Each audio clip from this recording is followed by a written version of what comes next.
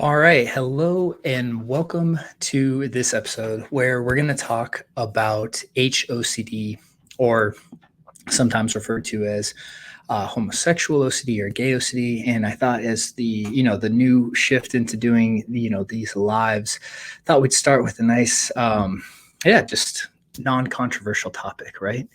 And I'm kidding on that. So basically, when we're talking about HOCD, and the real thing to distinct first off, right, is the idea that we need to distinct, whether this is really about OCD or really about sexuality, right? And that's like the first, kind of question on everyone's head. Well, how do you know that this is OCD, or if this is, really has to do with the person's sexuality? And, the first thing that we're really looking for when it comes to HOCD or any form of OCD is really this idea of the thoughts being ego dystonic, meaning that the person has an understanding that these thoughts aren't reflective of what they truly want and their true desires. Whereas someone who is, maybe aligns and is gay, right?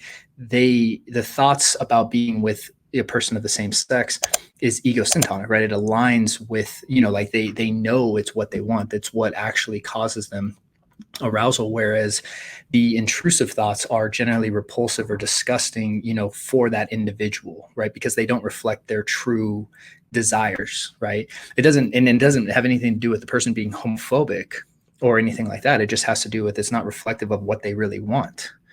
And because for the most part, a lot of people think it's just like, it's about homophobia, and it really isn't, because in most cases of people that I've worked with that have HOCD, they have nothing against anyone of any type of sexual orientation, right? It really is just about they're having these influx of thoughts that are flooding their consciousness that they don't find, appealing. Right. And this causes them doubt and confusion and uncertainty and anxiety. And then they end up engaging in these behaviors to ultimately reassure themselves of what their sexuality is, reassure themselves that this is just OCD, or, try to avoid things that might trigger the thoughts, and the compulsions can become, really anything and everything. And so, so that first distinction is what we're really looking for. There's that idea of the person recognizing that these thoughts aren't reflective of what they truly want. They're intrusive thoughts, right? And so once we, establish that with, and that's not just with HOCD, but that's with any form of, kind of the pure O themes of OCD, whether it's intrusive harmful thoughts, intrusive sexual thoughts, or intrusive thoughts about one's religious beliefs or faith, right? And so once we are able to identify that the thoughts are ego dystonic, that the person, is experiencing this anxiety and this doubt and this consistent doubt. I mean, that's another thing that is a huge indicator of OCD, is that it's just always presenting those doubting what if thoughts to the individual, right? So it's a very big difference between the person saying, what if I turn gay one day? Or, if I've had, people I've worked with that identify as gay and also worry, like, what if I turn straight one day? Like, that's a very big difference than someone knowing that they're attracted to a person of the same sex, or knowing that they're attracted to, someone that, and they're not living current, like, in accordance with that in their normal lifestyle. They know that, right? There's a very deep awareness to that. They don't question that. And that's really a big distincting factor right there with HOCD. And the other thing that really, screams that this is OCD, when a person's dealing with this, is that it just becomes all encompassing for the individual that's experiencing this. Like the OCD latches on to anything and everything related to this. And it takes anything that's related to these, like this topic, this concept, right? So the person's sexuality, or their, their intimate life, or their relationship, and everything just becomes all encompassing about it.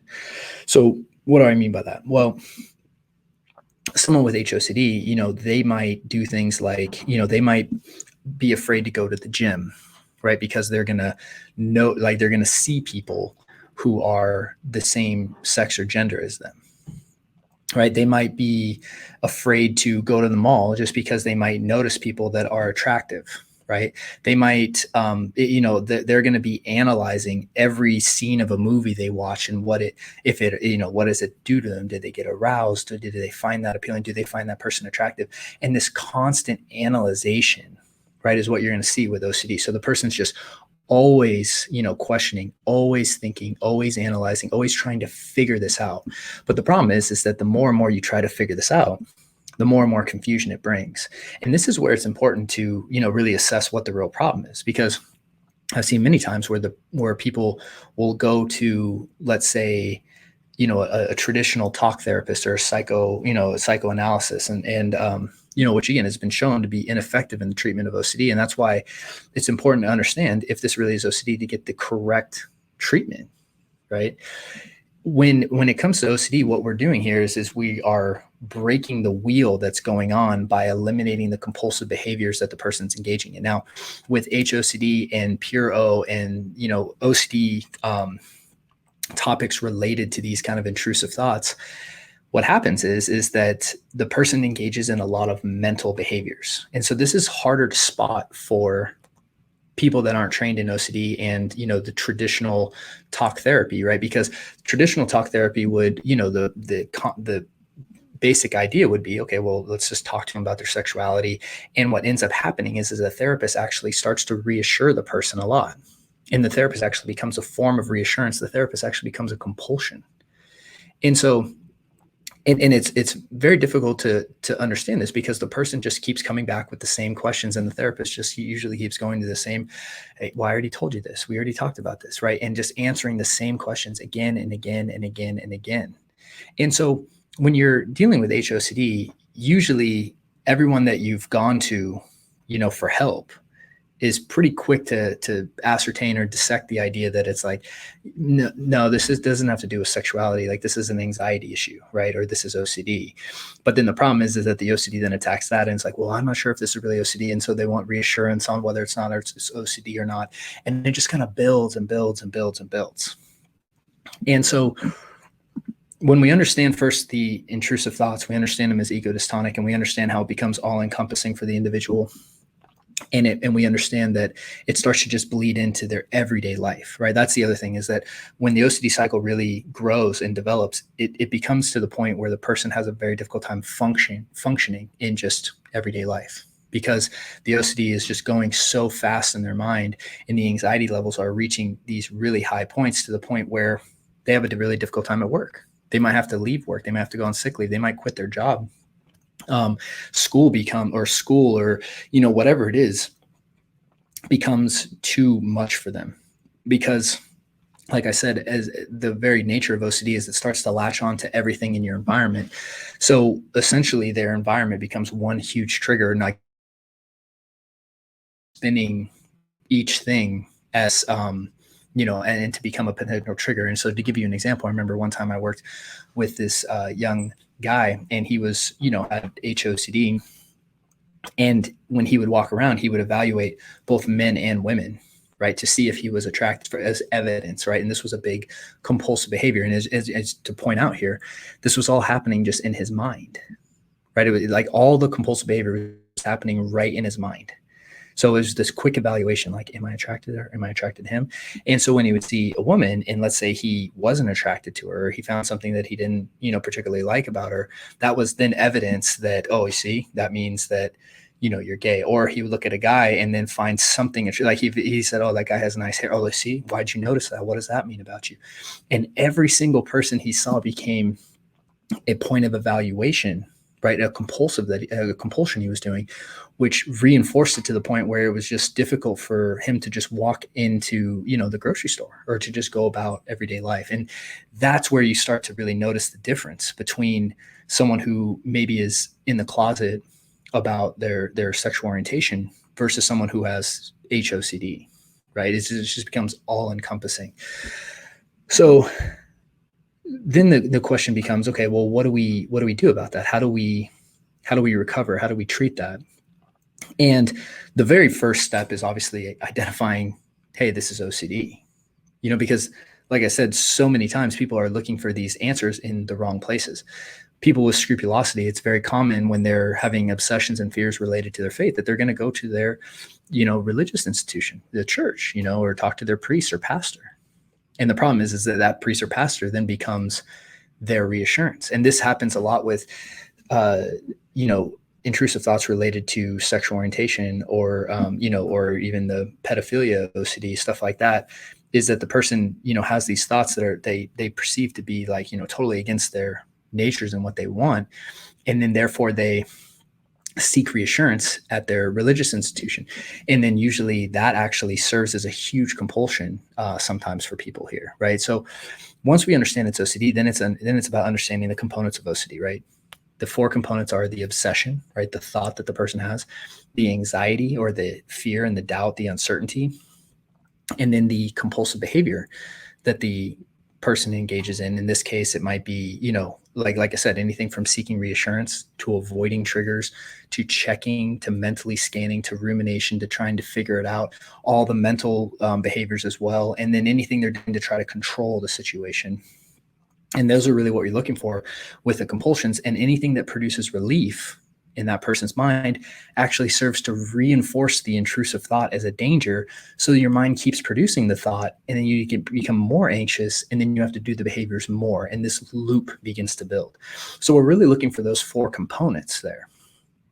And what happens is when we're talking about treating this particular form of OCD, yes, like ERP is the gold standard of really recovery with this, right? It's the number 1 tool. And really what we're talking about there, to just simplify it, is exposure and response prevention. And what that means is facing the feared stimulus, in this case, the intrusive thought, and then preventing yourself from responding with a compulsion or a behavior that you think is keeping you safe. Now, the tricky part about that is, like I said, most of the behaviors are mental. Okay. And so that means like literally no analyzing, no ruminating, no trying to figure out, no avoiding triggers, no getting reassurance. All those behaviors are the things we're looking to prevent. And the reason is because we want that anxiety to spike, and then we want it to calm down on its own over time to prove to your brain that this really isn't dangerous. See, every time you do a compulsion, what happens is you're serving to reinforce the idea that that thought was dangerous. So paradoxically, what happens is your brain keeps producing it, and then the anxiety gets worse because you reinforce the idea that this was dangerous or that you should have reacted to it. So when we talk about ERP, we're not talking about sexuality. And this is like, and so there's different philosophies on treating this particular form of OCD. But again, anytime that I've worked with it, I just, you just treat it like any other form of OCD. So many people love to believe that these forms of OCD are more difficult to treat or more challenging because of the content. But the reality is they cause the same exact distress as any other form of content to other people that have OCD, whether it's germs or hit and run or scrupulosity or, whatever. It's really all the same wheel. It's just about understanding all the behaviors you're doing and systematically removing them. Now, one of the things that, I just want to talk into for a little bit is like this treatment never involves engaging in any kind of intimate behavior with people of the same sex or opposite, like whatever you're afraid of. It never involves actually engaging that behavior, right? Because all that's really happening is all happening in your head, right? And really this does involve, starting to live like you would live if you didn't have OCD. So if you're let's say you're married and you're having these thoughts, yeah, it's living and maintaining like you were healthily married, like you should be being intimate with your actual partner. Like one of the things that happens a lot of times is people want to avoid intimacy. And by avoiding intimacy, again, you reinforce the thoughts. So it really is about trying to identify what the OCD is trying to get you to do, and then systematically removing that to prove to your brain ultimately that this isn't a dangerous thought, that it's not helping you by producing this. And the only way we can do that, though, is by removing the thoughts. And this sometimes includes, exposures like thought loops. Removing the behaviors. But so some exposures include things like thought loops, right? Writing narratives. People will sometimes advocate for the idea of use of watching like adult movies, right? Especially like, adult movies that include like same-sex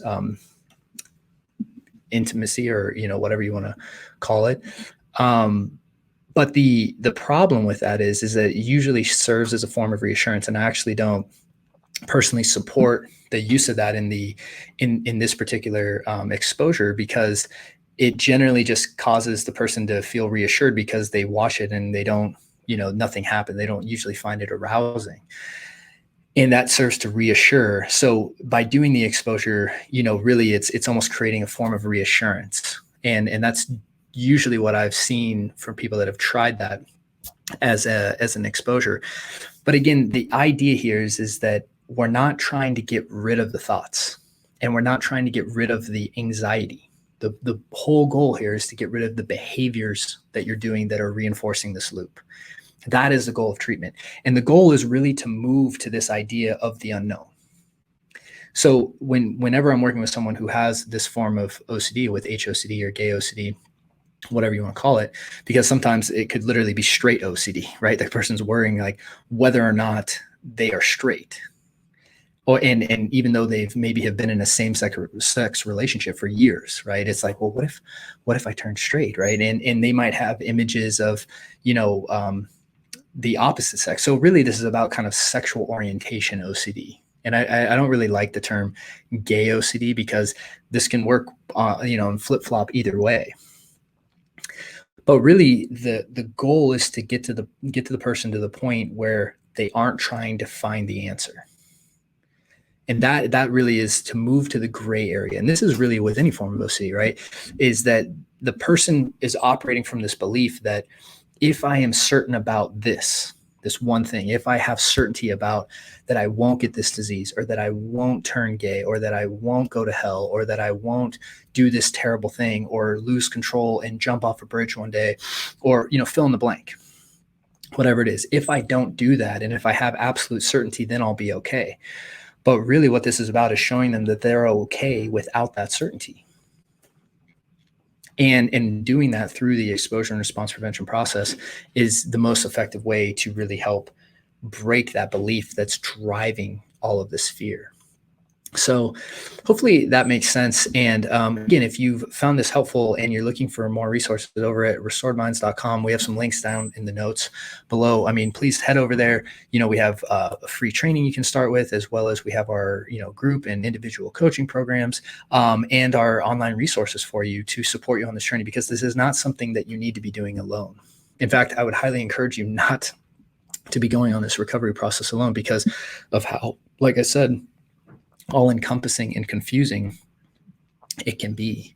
So if this is something you're struggling with, please, head over to Restored Minds, click the links down below. And again, we really appreciate your support, by liking and subscribing and sharing this with families and friends that are struggling with this stuff, because again, we want to get this out there. Like, there is the last thing that I want to say about HOCD is that recovery is absolutely possible. So many people think that they have to coexist with OCD the rest of their life. And the reality is OCD, that loop really only exists when you're doing the behaviors. By removing the behaviors, you break the loop. And then you actually are able to calm the anxiety down related to the content that your mind is producing. And so while you might have intrusive thoughts pop up in your mind, the thing is that they're not going to have the power of the emotion that's attached to them right now. And that's really what we're doing, is through ERP, we're breaking the emotional attachment that you have to these thoughts. And so it's not getting rid of the thoughts that's going to, make everything better. It's actually getting rid of the behaviors that's going to allow for the emotional break between the thoughts and the feelings, that then ultimately calms down the feelings and ultimately calms down the thoughts. So hopefully that's helpful. Let me know what you guys think in the comments, about like this new format of episodes. And I'm actually looking at starting the idea of going live at least once a week to answer questions. So, please post up the questions and just doing like a live Q&A here right on the platform. So, please post up the questions if you have them down below. Let me know what you think of the new format. And as always, we appreciate your support by liking, subscribing, and sharing as well. And lastly, please visit us over at Restored Minds. And if you're struggling with this, please don't suffer in silence. We're here to help. So thanks so much. Have a great week. And I look forward to seeing you guys on the next episode. Take care. Thank you so much for watching that video. And so if you're struggling with OCD and anxiety, I just wanted to let you know that we have a free training for you over at Restored Minds, where you can start learning how to use our AAA response to really break out of that loop and ultimately take back control of your life. And all you need to do to access is just click the little link below and you'll be taken to a page where you can register today. Thank you so much.